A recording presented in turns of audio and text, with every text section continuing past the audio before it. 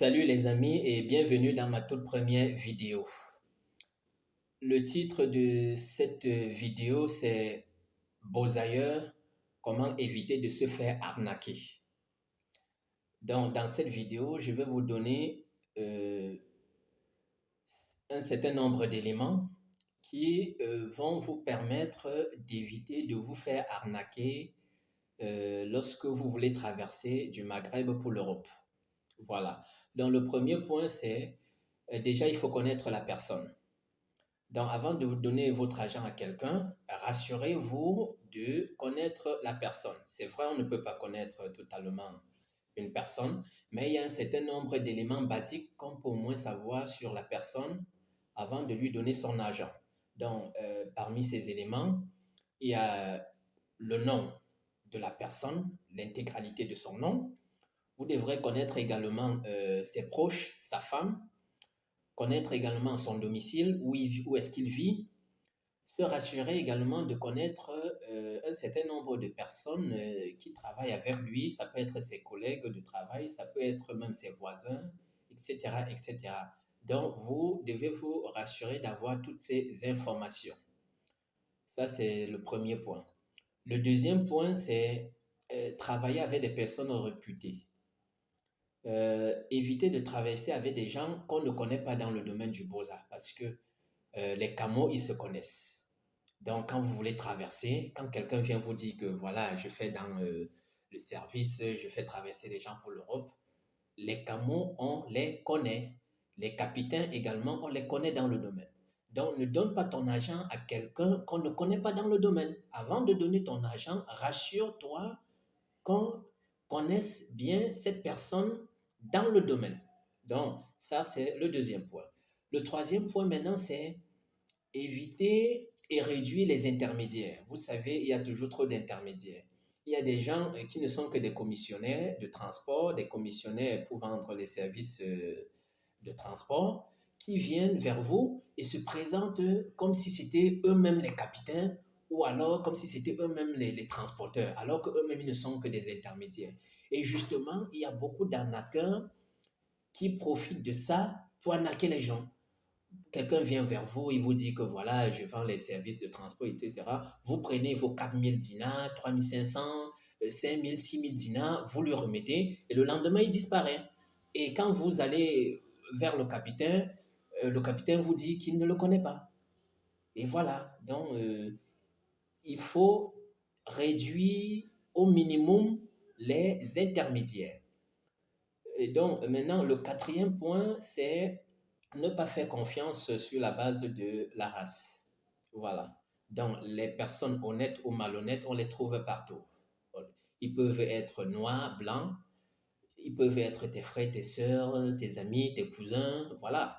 Donc, ce n'est pas parce que quelqu'un est blanc ou noir qu'il est forcément malhonnête ou qu'il est forcément honnête. Donc, ne faites pas confiance sur la base de la race, de l'ethnie, de la tribu, etc., etc. Voilà. Donc, maintenant, c'est le cinquième point. Justement, il faut toujours sécuriser l'acte de paiement. Comment sécuriser son acte de paiement? Se rassurer de toujours prendre un reçu. Quand tu remets ton argent à quelqu'un, prends un reçu. Voilà, c'est la moindre des choses. Et dans le reçu, il faut toujours te rassurer qu'il y ait un certain nombre d'éléments.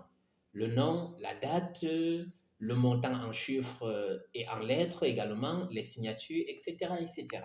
Voilà. Le sixième point maintenant, c'est avoir toujours un témoin.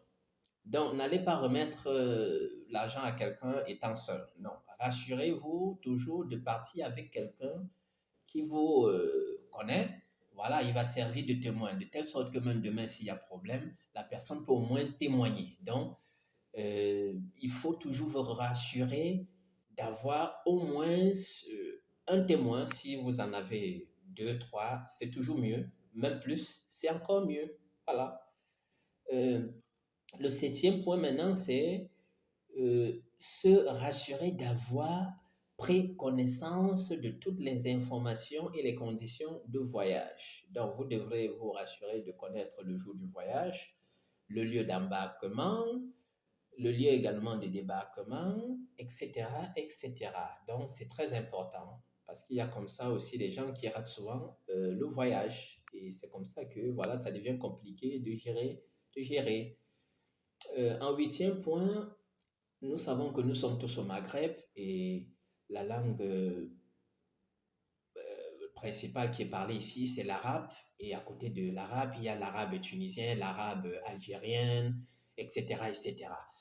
Et quand on est étranger au Maghreb, on a justement un problème avec la langue au début. Donc, ce qu'il faut faire, c'est quoi? C'est que lorsque tu vas remettre ton argent à quelqu'un, à un camo, il faut toujours avoir un traducteur.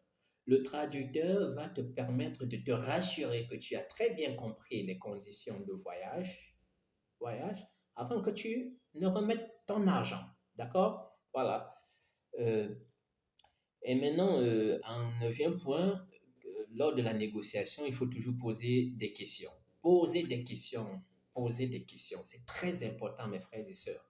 C'est très important de poser des questions. Et quand vous posez les questions au camo ou au transporteur maritime, il faut bien l'observer, il faut bien le regarder. Si vous lui posez des questions, comment le transport va se passer, comment le voyage va se dérouler, etc., et qu'il commence à s'énerver, par exemple, mais ne lui remettez pas votre argent parce que le client est roi devant le vendeur.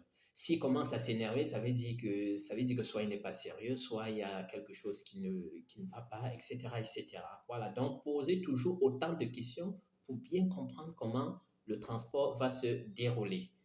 Et en dixième point, il y a également les garanties. Donc, essayez toujours de voir s'il y a des garanties. S'il y a des possibilités de garantie, n'hésitez pas à utiliser la garantie. C'est très conseillé. Voilà. Et je vais donner encore un onzième point. Voilà, ce sera un point bonus pour cette première vidéo. C'est le remboursement, les conditions de remboursement. Aucune transaction financière commerciale ne se fait dans le monde sans possibilité de remboursement. Voilà, vous avez très bien compris. Il doit toujours avoir une possibilité de remboursement. Donc, si vous remettez votre argent et que vous ne voyagez pas, et que cela ne découle pas de votre faute, qu'est-ce qu'il faut faire? Il faut bien qu'on vous rembourse. Voilà, c'est pour ça qu'il faut toujours mettre une clause de remboursement. Et un autre point, euh, c'est qu'il faut toujours se rassurer aussi de faire un contrat de transport. Voilà, s'il y a possibilité de faire un contrat de transport, il faut le faire. Mais s'il n'y a pas possibilité, bon, c'est tous très bien que c'est un domaine un peu compliqué. Parfois, les gens sont réticents pour faire des contrats de transport, etc.